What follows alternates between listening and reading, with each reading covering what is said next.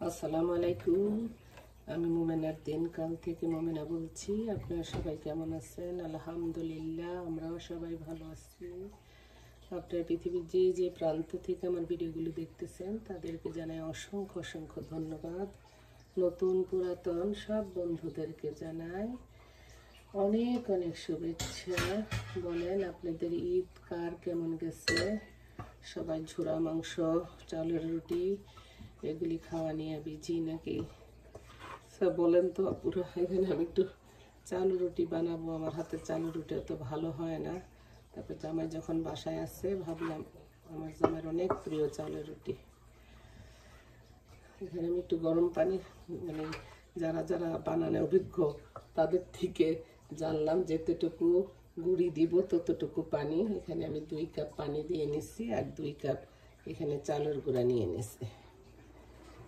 বলেন তো আপুরা, এই যে বৃষ্টির দিন আসলে খিচুড়ি, কোরবানি ঈদ আসলে চাউলের রুটি, এগুলি কে নিয়মগুলি বাইর করছে?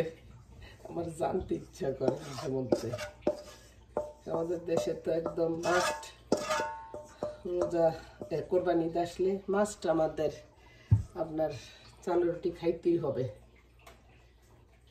দোয়া করেন চাউলের রুটিগুলো যেন সুন্দর হয়। আমি তো ভালো পারি না। একটু ঢাকা দিয়ে আর সিদ্ধ হইতে দেই, তারপরে কতক্ষণ পরে আবার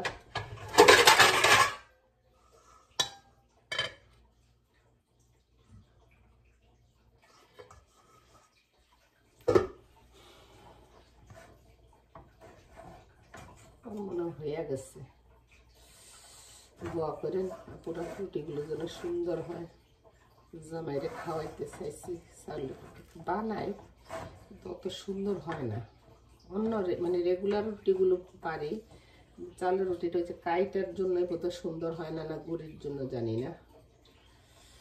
তারপরে বলে পারিব না এই কথাটি বলিও না, একবার না পারিলে দেখো শতবার, তাই না? আর ইংলিশে কয় I will try my best নাকি কি কবেন, ইংলিশ বললে কইেন। ঠান্ডা হোক, এখন আমি চুলাটা বন্ধ করে দিই। মেবি হয়ে গেছে। হ্যাঁ, গলাটা মনে হয় পাকতেছে। যে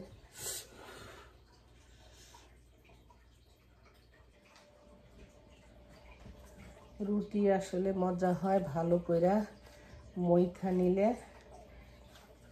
হাতের ব্যথার লেগে তত পারি না। যাই হোক, জামাই খাইতে চাইছে। মজার কথা হইল কি, আজকে বানাইতেছি কেন, গতকালকে এক খালার বাসায় বেড়াইতে গেছি। আর আমার জামাই বেশি জনে 100টা দাওয়াত দিলে 2টাতে অ্যাটেন্ড করে। তো কালকে উনি গেছে, আশায় গেছিল ওই বাসায় রুটি বানায় খাওয়াইব মনে করছিল আর।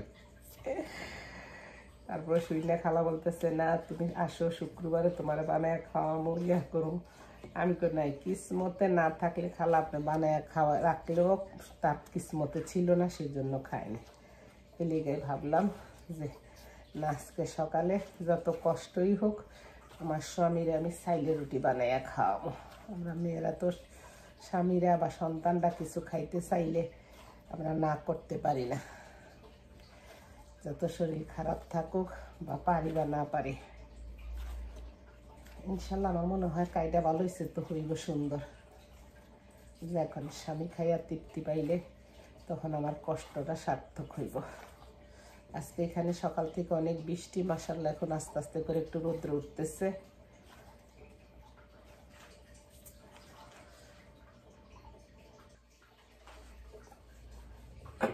রুটি ফাইটটা যাইতেছে, অত বেশি ভালো করে মতা হয় না। যাই হোক, কোনো রকমে বানাইতে পারছি, সেটা হইলে বড় কথা।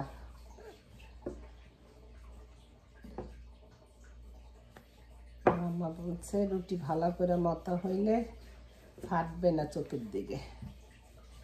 মন সাইজ টিফিন কারি দিয়া কাইটা সুন্দর করে লাগবো না, আমরাই তো খাবো, তাই না পুরা? কি করে এ রাহবা, এই যে রুটি এগুলি কিন্তু চালের রুটি শক্ত হয়ে যায়।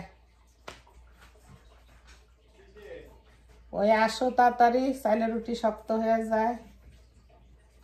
চলেন, যেগুলি হয়েছে সেগুলি ভাজতে চলে যায়। এই যে পুরো রুটি সেকতে চলে আসলাম। যা হয়েছে আলহামদুলিল্লাহ। অত সুন্দর হয় না, আবার অত খারাপও হয় না, তাই না? করছি, এটাই বেশি বড় কথা। নিউ ইয়র্কে আসলে বানান লাগে না কেন, আমার নিউ ইয়র্কে আমার এক ভাবি ছিল আমার বিল্ডিং এ, ওই ভাবি আমার সব রুটি বানায়, আমার জামাই যা যা খাইতে চাইতে পছন্দ করতে বানাইতে পারে। ভাবি আমার যদি ভিডিও দেখে থাকেন, আপনাকে অনেক অনেক ধন্যবাদ। আমাদেরকে অনেক রুটি বানিয়ে খাওয়াইছেন, অনেক পিঠা বানিয়ে খাওয়াইছেন। আবার নিউ ইয়র্কে অনেক খালাম্মারা শাশুড়িমারা রুটি তারপর পিঠা পুঠা বানায় দোকানে দিত আরে, তো ওইখান থেকেও কিনে আনতো। তো একদিন আমার ভাগ্নির পাশে এক মহিলা রুটি বানায়, তা আমি আন্টি চাইলে রুটি তো শক্ত হয়ে যায়, আপনাদেরকে এগুলি রিটার্ন দেয় না? কহ দেয়। তাই আমি তারপর কি করেন? উনি বলে ভিজাইয়া রুটিগুলি যখন রিটার্ন দেওয়া দেয়, এগুলি ভিজাইয়া যখন আবার কাই করে মথার সময় এগুলি দেওয়া দেয়। এবার বুঝেন আমরা কিন্না কি খাই, যারা কিন্না খায় তাদের জন্য আমি এই বার্তা বাণীটা পৌঁছাইলাম। অ্যাটলিস্ট ঘরে যেটা খাবেন সেটা হাইজিনিক মুক্ত খাইতেছেন। রুটিটা বাঁকা হয়েছে, অত সুন্দর হয়নি। যাক আলহামদুলিল্লাহ। এ রাহবা আসো।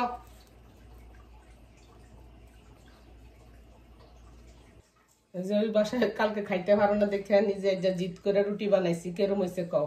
ভালো হয়েছে, অনেক মজা হয়েছে। অনেক কষ্ট হয়েছে, অত বেহাতারা হয়েছে, অত সুন্দর হয় নাই, তারপরে যা বানাইছি আরে। বাঁকা চাইছি আমি, রুটি হইলে তো বিসমিল্লাহ। আমার দামি নিজে দিয়ে রিভিউ। দেখতে সুন্দর হয় নাই, আমি চোর হইলো অনেস্ট। না ভালো হয়েছে সত্যি, আলহামদুলিল্লাহ। আমার ফেভারিট হলো পাতলা চাউলের রুটি। রুটি তো শক্ত হয়ে যায়। সিয়ামের মা ভাবি খাওয়াইছে, ভাবি আনের অনেক অনেক ধন্যবাদ। আপনারা বাসায় এবার চালের রুটি গরু মাংস দিয়ে রান্না করে খাইয়েন, বানায় খাইয়েন। আর সিয়ামের মা ভাবি না খাওয়াইতো আমারে আগে। কইলে আমরা বেইমান না, মানুষ কেউ কিছু খাওয়াইলে দিলে জানে যে আইসে করতে ভাইজান আপনার দেখা রুটি বানাইছি। এখানে খালারাও তোমার অনেক আদর করে। না খাওয়াও তো এখানে যে বাসায় গেছি এই খালা তো আফসুস করতে করতে শেষ। আহারে আমি কেমন আফসুস করেন না, কি জানি কিসমতে ছিল না, এই জন্য না না শুক্রবার আবার আইবেন, আবার বানায় খাওয়ামো। তা আমার খুবই ফেভারিট পাতলা চাউলের রুটি। সুন্দর হয় না, এই জন্য আর বুঝছো না। না না ভালো হয়েছে।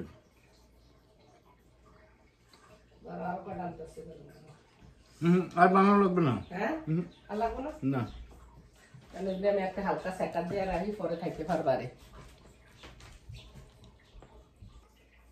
রুটি বানাইলে তো এই চতুর্দিকে ভইরা যায় গো পুরা, বানাইতে কষ্ট আছে আবার খাইতে আবার মজা আছে। আমার ফেভারিট নাস্তা হইলে রুটি ভাজি আর এক কাপ চা। সব কিছুই খাই, বাট এটা একটু ফেভারিট আর।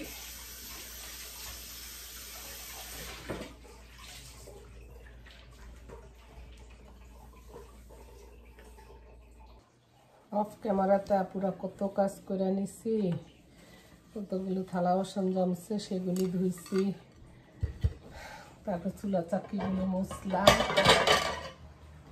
প্লেট বাসনগুলো উঠাইয়া তারপরে বসে নাস্তা খাবো আরাম করে। কাজ রেখা খাইতে ইচ্ছা করে না, কাজ শেষ করে একবারে বসে আরাম করে খাইতে খিদা লাগছে ঠিকই। জামাই কইছে বউ, আমি কই না এখন খাবো না, খাওয়া লাইলে না শরীরটা সাইরা দেয় মনে হয় এরকম।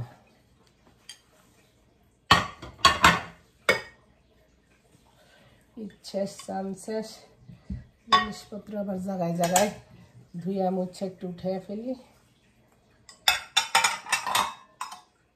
তারপরে বসে নাস্তা খাবো আপনাদের সাথে। কাম কাজ শেষ হয়ে গেছে, এখন রুটি নিয়ে বসছি খাওয়ার জন্য। বিসমিল্লাহির রহমানির রহিম। সেই মজা। চলে আসেন আপনারা আমাদের সাথে নাস্তা করার জন্য।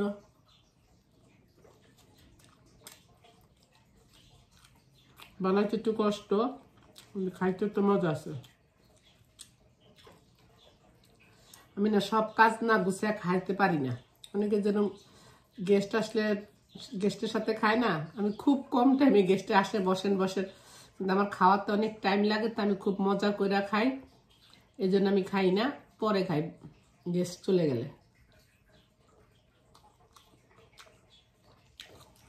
আর চা বানায় নিছি রং চা, এই যে, কারণ গরু মাংস প্লাস এটা দিয়ে মাইনাস করলাম আমি। তো ঠিক আছে, আল্লাহ ভালো রাখুক, ভালো থাকেন। আমার ভিডিওগুলো যদি আপনাদের কাছে ভালো লাগে প্লিজ লাইক করেন, শেয়ার করেন, এভাবে আমার পাশে থাকেন। আল্লাহ হাফেজ, আসসালামু আলাইকুম।